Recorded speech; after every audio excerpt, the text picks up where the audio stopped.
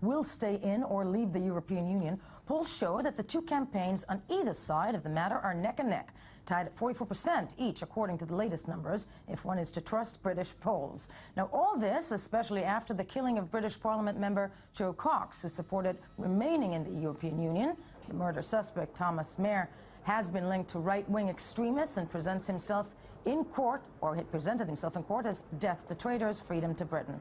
And so, amidst the drama, millions of Britons prepare for the decisive vote throughout the aisle, with many doing so across the continent, as the vote will affect many British expats who are taking up the call and working to involve their fellow countrymen. One central place where the battle is raging on outside England is in Germany. Let's take a look at the following report filed by i24's Berlin correspondent Polina Garayev. Break it down right after.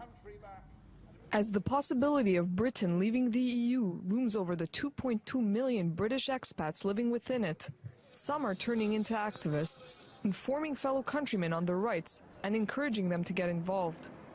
John Worth, a Berlin-based blogger, is one of those Brits taking initiative. Wondering what his compatriots think and know about the Brexit, he held in February, together with other experts, a non-partisan Q&A session for concerned expats, titled, quote, Brits, Brexit and Beer. It turns out is that many of those British in Berlin actually felt they were not really adequately informed about what was going on.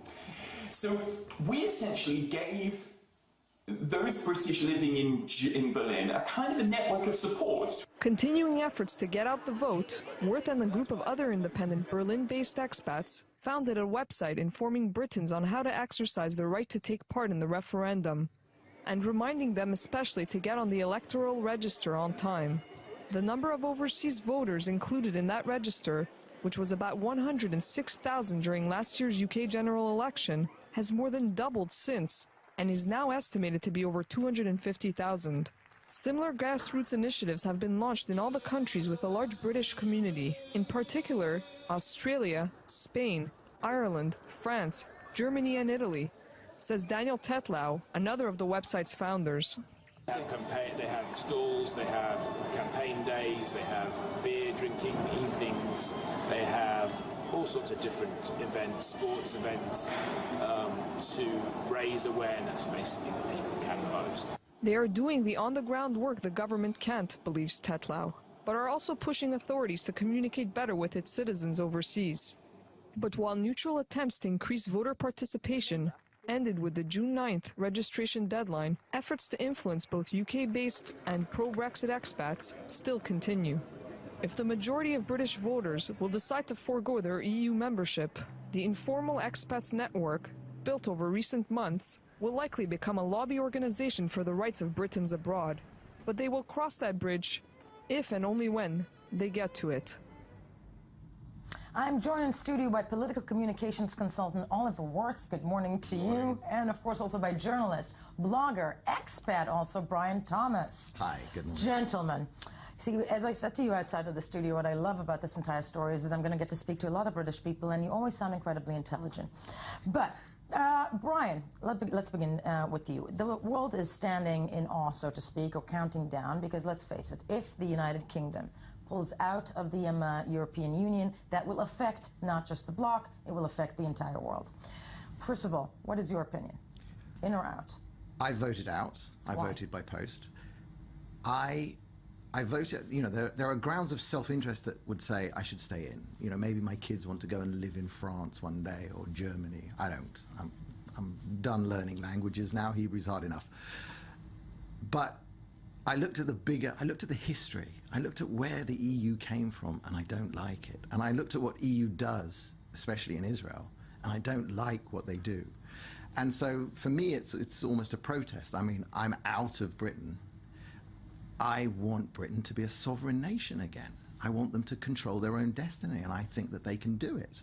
I think that, you know, the 5th largest economy in the world can run itself without needing to be told, you know, what type of electricity they must have. And well, before I'm actually gonna, you know, grill you to pieces, I'm wondering, Oliver, obviously you're voting to stay in. Right, I'll be voting to stay in. And a lot of what Brian's saying, I don't find disagreeable. I think that as a large economy, Britain will be fine outside of the European Union if that's a decision that voters make. My primary concern is actually what would happen to the European Union itself. I think that Britain plays a very positive role within the EU, and whether or not we like it, the EU is going to exist whether or not Britain decides to vote in or out.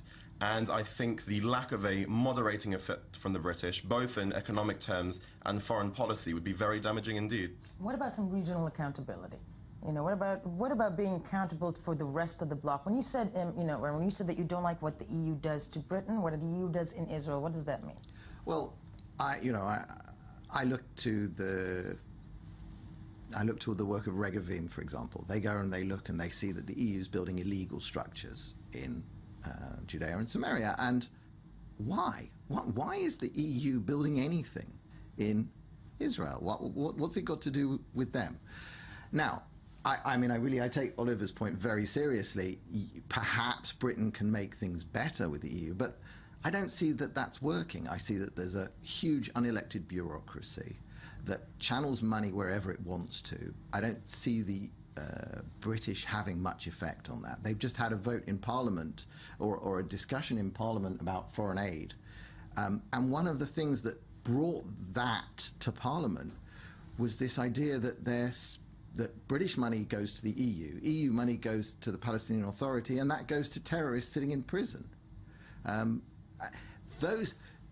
Britain doesn't seem to be able to stop that at present on its own. So perhaps if it just stops giving money to the EU, that can help. And I think everybody in this day and age, at the end of the day, we're living at the age of the selfie, and we all have our own personal concerns when it comes to voting. But on the bigger picture, and you know what, I'll start with you over there. Yep. I hear you. Isn't this, though, not just the economics of it? Does this not go to the heart of where the European Union, actually where Europe as a continent stands right now when it comes to immigration? Is this maybe not motivated by the fear of foreigners? For certain, immigration is possibly the core issue of this referendum. And you can see why a lot of people in the United Kingdom are very concerned about immigration. They're concerned about the fact that people are coming in from East Europe offering lower wages and the pressures that that's putting on some degrees the economy. The flip side of that is that immigration also provides many positive aspects to the economy. A lot of high-skilled workers are coming in from the European Union too, and also suits the United Kingdom the fact that British workers can go anywhere else in Europe visa-free and live and work. So there are upsides and downsides to everything. I think a lot of what the Leave campaign have been doing is quite disingenuous. The idea, for example, that Turkey's going to join the European Union and millions of Turks are going to suddenly arrive into the United Kingdom is very unrealistic. Do you really believe that Turkey is ever going to join the European Union? I can't see it happening. I don't think the value systems match. I think that's the big problem. That there's an enormous disparity in the value systems, and I don't see how it can work. I agree, I'm massively pro-immigration, but it has to be assimilating immigration. Israel is the unbelievable example of how that works. We've taken people from all over the world, from every corner of the world, but they're Jews. And they have a value system that we recognize. And that's why we're a massive immigration success story here. Okay, you would. I would point out that I think it's also worth pointing out that European Union migrants to the United Kingdom are net contributors to the UK economy in terms of tax. So the idea that if there is an immigration problem in the United Kingdom, the idea that that's coming from within the European Union mainly, I think, is not quite true. Generally speaking, EU migrants tend to be high-skilled. They are net contributors. They study in British universities and input into the British economy and stuff. So, there's a lot to be gained, and only half of net migration to the United Kingdom from the European Union anyway. Again, I don't have much truck with that, but what people are voting on now is the idea that Angela Merkel can take a decision in Germany to accept 1 million refugees from Syria, and suddenly through open borders, as Nigel Farage calls it, open borders for AK-47s. But to be fair, Britain's already, and this is again another misconception, as you know, Britain is already not in the Schengen zone. So already these Syrians arriving in Germany cannot just turn up in Britain. Again, Britain and Ireland, the only countries within the European Union, I believe, that are not members of the Schengen-free zone and have these special benefits from within the European Union. So. And though, we're at this decision point, we're at this crucial point, which is saying, is Britain sovereign or not? And if they vote to stay in, a lot of people, I certainly believe there will be a huge push to make that ever closer political Is there really union. such things as true sovereignty anymore anyway? Whether you're a member of the EU, the United Nations, every international organization diminishes some kind of sovereignty. Isn't that part of the trade-off? You know, personally, my libertarian tendencies would say, I don't like any of those organizations. So should Britain be withdrawing from the United Nations as well in your ideal world, out of interest? I don't think I should have a say in that. I think Israel should be withdrawing from the United Nations. I think that everything's stacked against us there, and I don't see the benefit that we derive from being in it. I'm amazed you're not running for government here. But first of all, this is fascinating to hear because one can really see the diverging ideas in that respect, voting in or out. Let's say, just really quickly, that it votes to stay in. You think that there will be an outcry in the United Kingdom? I think... A problem, like, I'm not saying, you know, civil, you know, no, war, the British just don't do that. I just don't see them, you know, raising arms against a sea of troubles. It's not going to happen. Yeah, okay. I mean, listen, the two of you, this has been the pleasure of my morning. I hope to see you back here on Thursday or on Friday, because we have only a few seconds left. Do stay with us. When we get back, a closer look at Venezuela, a country on the brink. Many people there actually cannot finish the day, cannot finish the month. Most of them do not have what to eat. Stay with us. First, the news.